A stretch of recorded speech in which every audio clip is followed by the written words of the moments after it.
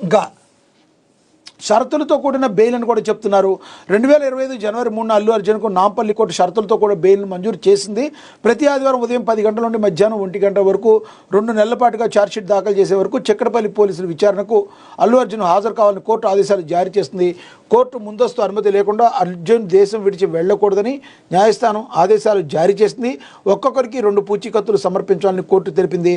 దీంతోపాటు అల్లు అర్జున్ దర్యాప్తు చేస్తున్న పోలీసులను ప్రత్యక్షంగా పరోక్షంగా ఎటువంటి బెదిరింపులకు పాల్పడవద్దని కోర్టు సూచించింది.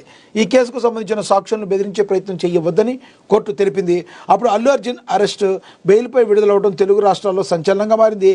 ఇదే ఘటనలో సంజయ్ థియేటర్లో యాజమాన్యాన్ని కూడా పోలీసులు అరెస్ట్ చేశారు. అనంతరం వారంతా బెయిల్పై బయటకు రావడం జరిగింది. మరి చూడాలి మరి దీనికి సంబంధించి మరి ఇంకెంత ముందుకు వెళుతుందో.